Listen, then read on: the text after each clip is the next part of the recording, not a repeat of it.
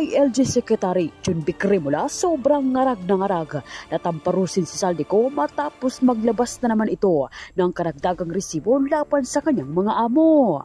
Saldico nanindigang isasama niya si Romualdez at PBBM sa huling hantungan. Pero bago ang lahat, kung hindi pa kayo nakapag-subscribe sa channel na ito, please do subscribe para mas maging updated pa kayo sa mga susunod kong mga videos. Gulat na gulat ang mga kasapi ni Martin Romualdez at PBBM matapos maglabas na naman ng panibagong video si Saldico na kung saan may karagdagang resibong patunay na dawit ang magpinsan sa talamak na korupsyon sa bansa. Binulabog nga ni Saldico ang bilyong-bilyong pisong na i-deliver na sa bahay ng magpinsan. Ngunit PBBM utal-utal na dinepensahan ang kanyang sarili matapos ang diretsahang tanungin ng media kung papaano niya maiiligtas ang kanyang sarili laban sa mga alegasyon ni Saldico. That you earlier mentioned that you do not want to dignify statements from former former Ako Bicol Party List Representative Saldico, but he came out with a recent video claiming that you receive over 50 billion, if I'm correct, in kickbacks. Yeah. We know that you don't want to respond to this anymore, but the public begs for your answer. How do you actually convince the public that in this battle of he said versus you said, how do you convince the public that you are the more credible side of this story, and how do you respond to his allegations directly? Well, look at the quality of the statements. Alam mo, mahaba nang naging mga usapan natin tungkol sa fake news. Anyone can go online and make all kinds of claims and say all kinds of things. Paulit-ulit. But it means nothing. For it to mean something, umuwi siya rito. Harapin niya yung mga kaso niya. Kung meron siyang gusto sabihin, sabihin niya. Malalaman naman ng tao yan eh. Patunayan. But come home. Come home. Ba't ka nagtatago sa malayo? Ako, hindi ako nagtatago eh. Kung meron kang akusasyon sa akin, nandito ako. Gawin niyo pareho. At para patas lang naman. Okay. Thank you very much, Mr. President. That ends our press conference this afternoon. Thank you very much. Good afternoon.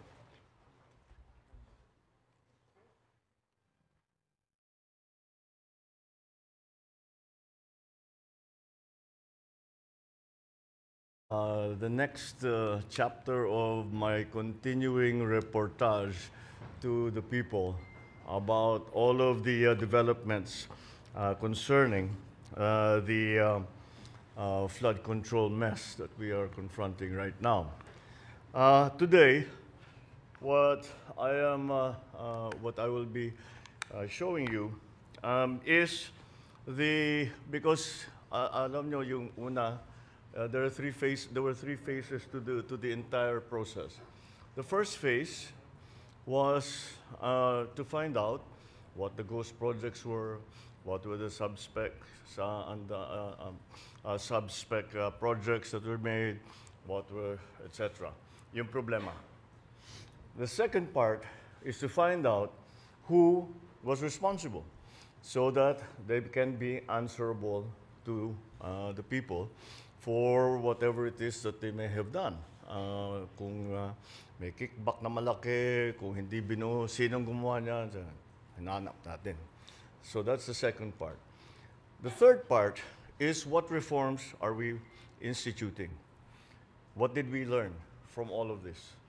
From all of this catharsis that we had to go through? What have we learned? One of the things, isa sa pinakamahalagang bagay, na maliwanag na lumabas sa lahat ng mga investigasyon, sa lahat ng mga pangyayari, ay nawalan tayo ng transparency. Hindi nakikita ng tao kung ano talaga ang pangyayari sa loob ng pamahalaan. Kaya naman kung ano-anong ginagawa, walang nagsusumbong dahil hindi nakikita na itatago nila. Etong mga wrongdoers na ito, tinatago nila yung kanilang kalokohan. Dahil hindi naman masilip ng pangkaraniwan na tao o kahit ng mga opisyal kung minsan. Maalala ninyo, there was a case that a governor wanted to inspect a flood control project. Yung kontratista ayaw papasukin yung governor doon sa mismong may pulis pa silang kasama. Pinigilan yung governor. That's how bad all of the transparency situation was. Kaya tayo nandito ngayon upang i-roll out, let me use the word, the DPWH Transparency Portal. And ito ay isang sistema na ating binuo upang kahit sino, hindi kailangan opisyal, kahit sino, na kung nais nilang maghanap na impormasyon tungkol sa isang project, tungkol sa project dun sa kanilang lugar, ay maaari nilang gawin. Kaya ito po, yan yung, that is the title page. And let us use, namili kami para madaling pag-demonstrate, namili kami ng halimbawa, itong Eliseo Trinidad Access Bridge Project sa Pampanga River. Kung titignan ninyo, gamitin nyo yung search bar, makikita ninyo agad sa portal ang implementing office, ang contractor, ang halaga ng proyekto, ang accomplishment, completion date, at yung report.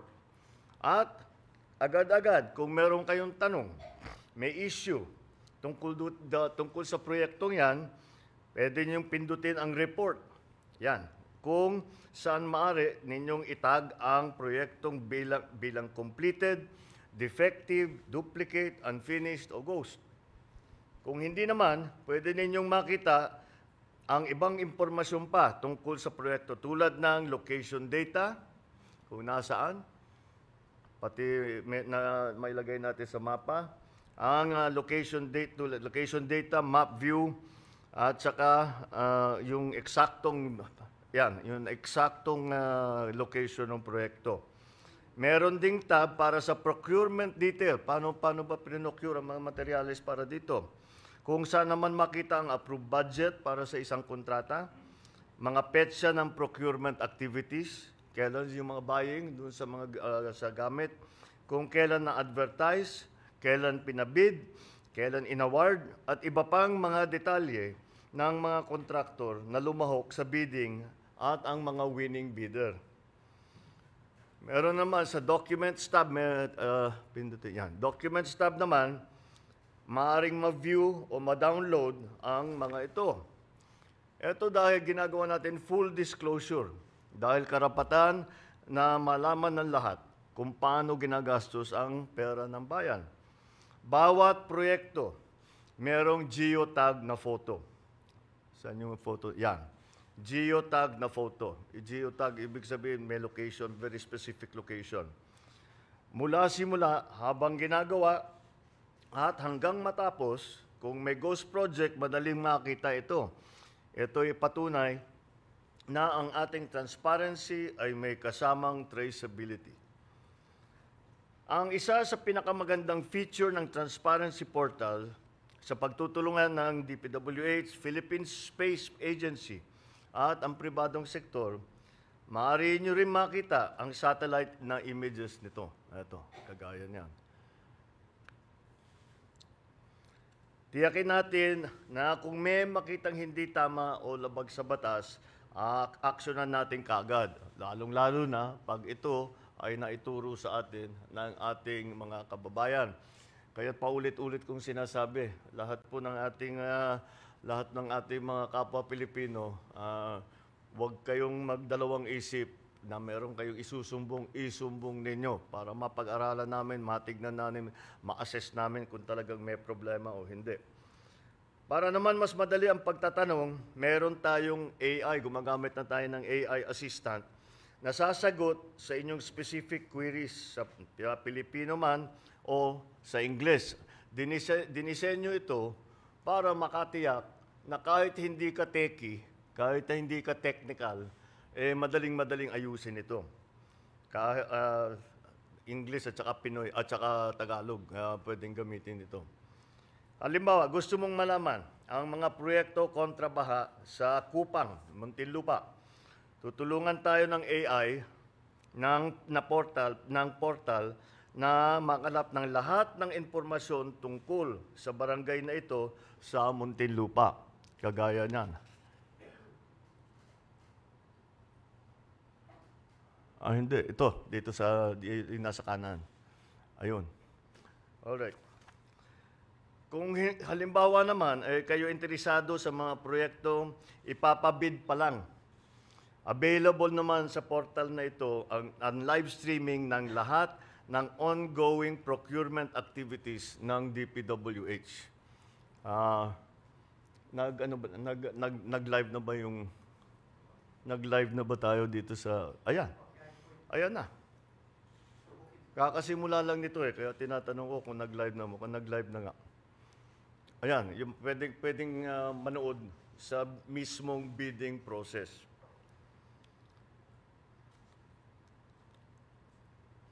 Gaya na lamang ng mga proyekto ito ng DPWH sa NCR na kasalukuyan ay pinapabid ngayong araw. Ito na nga, pinapabid ngayong araw. Ididirekta tayo ng portal sa page kung saan maaari ninyong mapanood live ang bidding process. Ito mas komprehensibo sa ating Sumbong sa Pangulo website dahil talagang napakarami na ang informasyon. Ang Transparency Portal ay hindi lang isang website. Ito ay isang pangako. Ito ay isang sagot na digital na pader laban sa korupsyon ay magpapatibay sa ating paniniwala. Ang pamahalaan bukas, tapat at nakikinig sa sambayanan.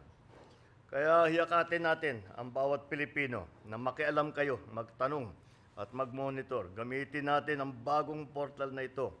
Magkasama natin itayo ang isang bagong Pilipinas mas maayos, mas matibay na infrastruktura at buo ang tiwala ng tao sa kanilang pamahalaan. Maraming salamat. Meron lang ako idadagdag. Meron na rin pala portal, just as a postscript, meron na rin ganito ang SSS at saka ng PhilHealth. Kaka-report ng DICT sa akin. So this is one of the reforms na nanggaling sa aming natutunan sa experience na ito sa kakaimbestiga, sa kakahanap sa mga proyekto na flood control na talagang maraming problema. Kaya't sa aking palagay, alam nyo, the sunlight is the best medicine. So open everything up to the sunlight because the people need to know. I hope that this will satisfy our need and our desire that with the process now that people have no faith in, na walang katiwa-tiwala ngayon ang taong bayan, hindi mo naman sila masisi, pero wala silang tiwala sa sistema ngayon, ay sana naman ito ay maibalik natin ang kumpiyansa ng ating mga kababayan sa ating pamahalaan. At I know it is just the first step, but it is just the first step. We will keep going on this. All right? Maraming salamat. Thank you. Thank you very much, Mr. President.